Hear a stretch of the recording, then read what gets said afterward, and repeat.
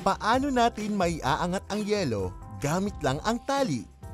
Today, science says, physical change in matter. Kailangan natin ng ice, baso, tubig, gunting, tali o yarn at asin. Simulan na natin! Ilagay ang malamig na tubig sa isang baso. Isunod ang ice. Ilagay ang tali sa ibabaw ng baso na nakasayad sa ice. Lagyan ng asin ang ice at tali. After 3 to 5 minutes, iangat ang tali. Amazing! Kung tali lang ang ating gagamitin para paangatin ang yelo, hindi natin ito magagawa. Kinakailangan muna nating lagyan ng asin ang ice at ang tali.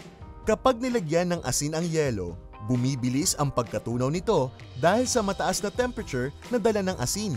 Kaya from ice na solid, nagiging liquid ito dahil naging tubig na ang ilang bahagi ng yelo at natunaw na rin ang asin, maa-absorb na ng tali ang tubig.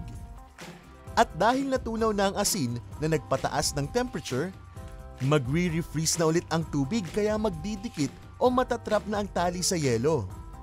Kapag nangyari ito, kaya nang maiangat ang yelo gamit ang tali. From solid to liquid to solid. Mahusay! Ngayon, nakita natin ang isang halimbawa ng physical change in matter.